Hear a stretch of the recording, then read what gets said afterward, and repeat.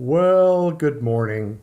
This video is a review of chapters 3 and 4. You are supposed to watch this in lieu of coming to class on Friday.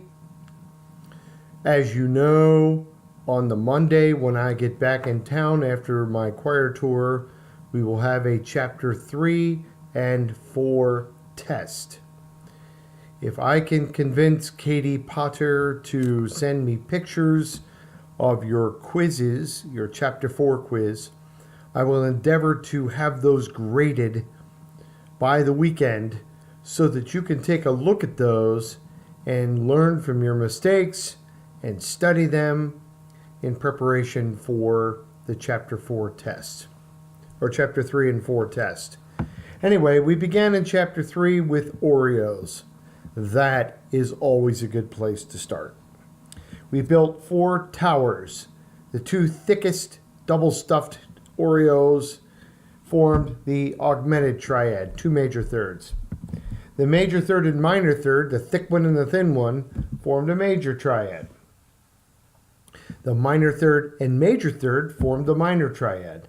And then the shortest one, the one with just 2 cookies, formed the diminished triad, 2 minor thirds. Then we practiced spelling those 4 types of triads. If you go to page 39 and 40, you can find lots of spelling of triad exercises that you can go through. I would suggest that you do those. You might get together and give each other some sample triads to spell. Spell an A diminished triad, or spell a G flat major triad, or spell a D minor triad. Or spell a D augmented triad, those type things. Then the author goes through and you work on triads, voicing them in different ways. For instance, he gives you the root and the type of triad, and you have to spell the rest of it. So at the bottom of page 39, he gives you a B in bass clef, and he asks you to spell a minor triad based on B. So you have to stack up minor thirds on top of that note. That would be an excellent way. Actually, you have to spell a minor third and a major third in order to get that minor type. B, D, F sharp. Yeah, don't want to speak incorrectly. So B minor, B, D, F sharp. So as you'll recall, I think during our chapter 3 time together, I had you do various problems from the bottom of page 39. Given a root and type, you had to spell the rest of the triad. And then at the top of page 40, you're given a certain member of the triad, either the root, the third, or the fifth, and you have to fill in the missing letters. And I certainly like that approach also. For instance, on page 40, C1, you're given an A, and you have to spell an augmented triad, 2 major thirds. So you need to know what a major third below A is, and you need to know what a major third above A is. So F, A, C sharp was that augmented triad that he's calling for right there. So I really like that way of asking triads on a test or a quiz, giving a certain member of the triad, and you work in either direction to try and fill in the missing portions. And then finally, on page 40, he tests you on triads by giving you a certain member of the triad, but he puts it on the staff. So, for instance, in D1, you have the third of a major triad. That third is C. Now, here's where some of you get into trouble. You like to change that given note so you can build your triad more easily. Keep your hands off of the note that is given. Change everything else around it. So in this case, if C is the third of a major triad, I need a major third below that, which is A flat, and a minor third above it, which is E flat. All right? So A flat, C, E flat would be the answer for number D1. All right? So I would strongly suggest you work any remaining self-test problems on pages 39 and 40 that you have not worked yet. If these are confusing, Do your best to try to fill them in, and then go to the answers in the back and see if you can figure out why or where it was in your building of stacks that you got messed up. And again, I'll caution you, don't change the given note there. Then we learned the 5 types of 7th chords. The major 7th chord, which is a major triad, major 7th on the outside. The major minor, the most common, major triad, minor 7th. The minor 7th chord, minor triad, minor 7th. The half diminished 7th, which is a diminished triad but minor 7th. And then the fully diminished 7th chord, which is the diminished triad, diminished 7th. And we did then subsequent self-test problems where we had to spell those 5 types of triads or recognize those 5 types of triads. So if you look at the bottom of page 41, in the blank below the given chord, you had to identify the type of 7th chord. So were you looking at a major 7th, or were you looking at major minor 7th, or were you looking at minor 7th, or half diminished 7th, or fully diminished 7th? So I would encourage you here again at the bottom of 41 to go in and go back and fill in any problems that we didn't have time to work as a class. And then on the top of 42, we gave a note and a type of triad, and you had to stack it up based on that note. So you're looking at all roots here on part B.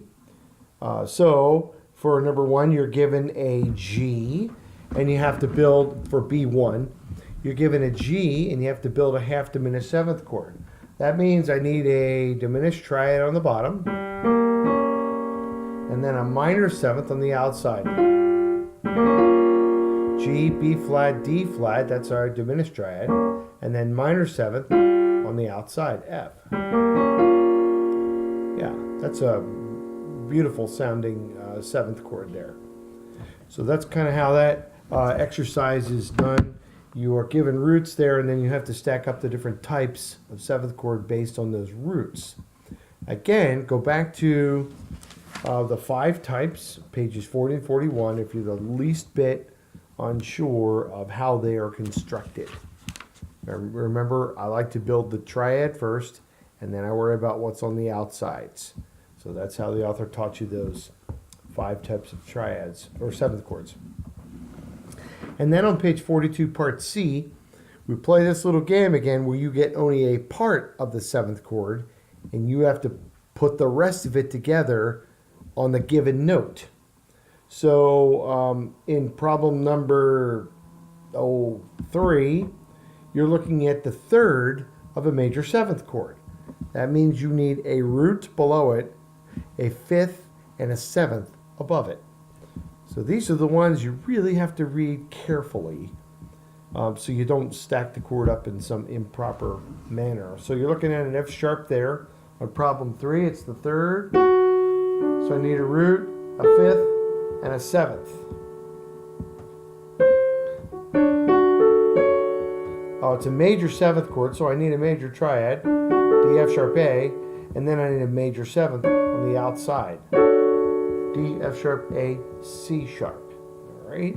Because remember, the major 7th chord is constructed of a major triad and a major 7th.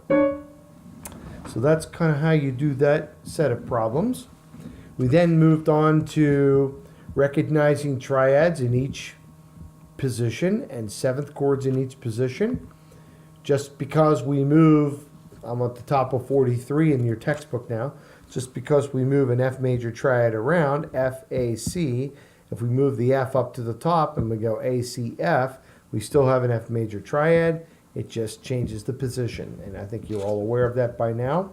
The same is true with 7th chords. We have 4 ways that 7th chords can appear, either root position, 1st, 2nd, or 3rd inversion. And so that was discussed at the bottom of 43. Then on 44, it was a page that sort of rocked your world, where we learned, it was sort of our first glimpse at bass position symbols. And we worked from the left to the right in the chart. I'll just show you my favorite chart right here. All right, so with those base position symbols, if we have nothing, we're talking about a triad in root position. If we have 6, we're talking about a triad in first inversion. They used to use the number 6, 3. That's not acceptable anymore. We just use 6. As you found out on your homework, I only accept 6. Then for a triad in second inversion, 6, 4. For a 7th chord in root position, 7. For a 7th chord in first inversion, 6, 5. A 7th chord in second inversion, 4, 3. And a 7th chord in third inversion, 4, 2.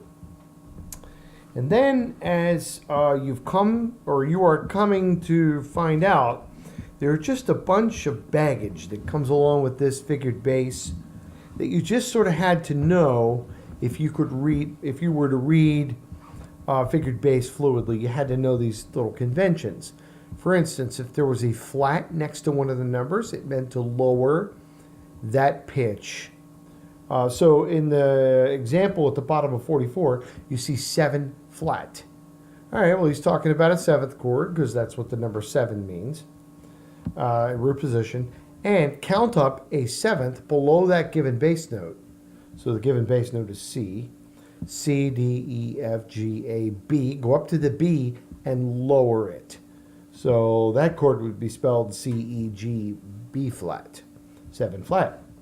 If there was a sharp dangling down there below the staff, it meant to affect the third of the chord and to raise the third above that given bass note. So the example there is an E in bass clef and then a sharp down below the clef. Well, that chord, since there's no numbers, meant we spell it E, G, B, and that sharp affects the third of that spelling, E, G sharp, B, or a third above that given bass note, E, F, G. When you get to the G, raise it. That's what the sharp meant. The slash through a number meant the same thing. It meant raise that pitch. So here you have 6, 4, 3. That meant go up 6 above that bass note, which is A, B, C, D, E, F. And when you get to the F, raise it. So you can see he's got an F sharp above that A. Then it says 4 plus. A plus next to a number meant raise that pitch. So count up a 4th above that given bass note, which is A, B, C, D, and raise that D. You can see he's got a D sharp there. So that's kind of how that works. We then went through the Bach Easter Oratorio, a little exercise that was the source of some more consternation for my poor theory students. But unbeknownst to you at the time, you were going to get a single line like this, full of figured bass, and you were going to have to give me lead sheet symbols that correspond to those figured bass numbers and such. Well, I couldn't tell you that at the time we looked at the Bach Easter Oratorio, because you didn't even know what lead sheet symbols were. But we did take the time to decipher what those numbers meant. So the very first pitch in the whole thing is a D with a 6 over it, and I explained to the class, well, that means we're not looking at the root. That means that chord Bach intended to be in first inversion. That means that D is the third of the chord. So it's spelled B, D, F sharp. The next chord is 6, 5. Oh, well, those numbers tell us we have a 7th chord in first inversion. And then we have 6, 4. Well, that tells us we're looking at a triad in second inversion. Then we went on down the line and we saw 5 sharp. Didn't have to put the 5 there, but it's just a reminder for us brand new figured bass students as a class that 5, 3, okay, we're looking at a triad in root position, and the sharp kind of hanging there by itself meant, oh, raise the third above that bass note. So if you look in the Bach Easter Oratorio, he spells it F sharp, which is in the key. A sharp, that's the third above the given bass note, so he raised it. C sharp. And so you kind of go on down the line We have another triad with just a 5 over it, reminding us, okay, it's a root position triad. Bach probably wouldn't have put the 5 there because it was so common, but there's a root position chord. Then we have a 6. There's a first inversion triad. A 6 slash, which meant start at the F sharp, or 6 slash, start at the F sharp that's given, count up 6, F, G, A, B, C, D, and raise that D.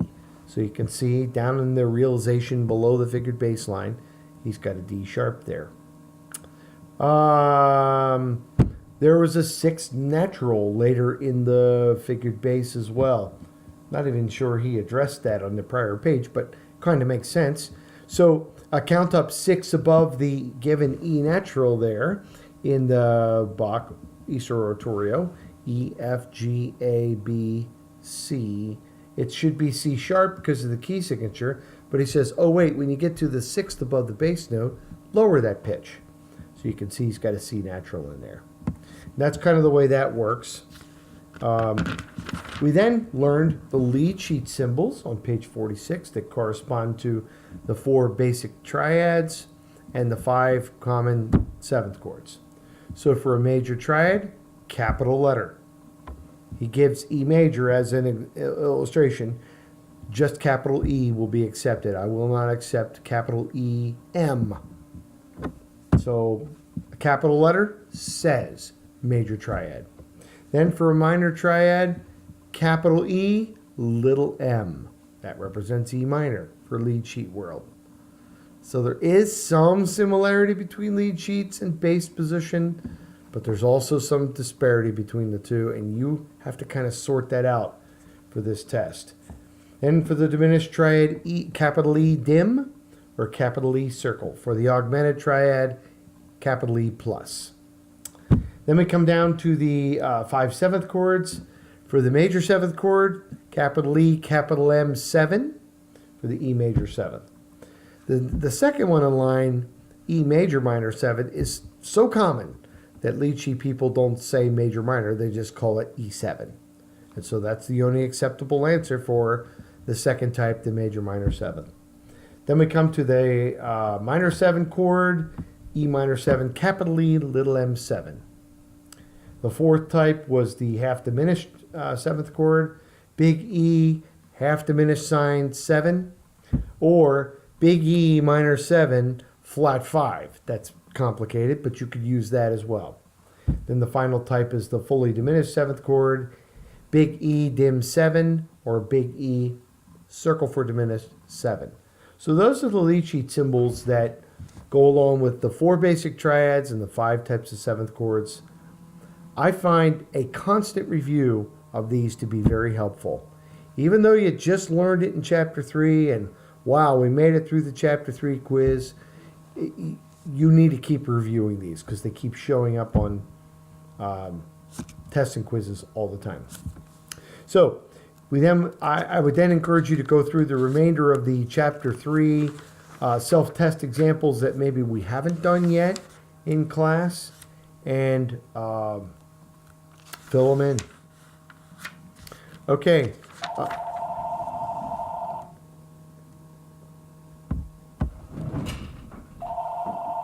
I guess I better get that.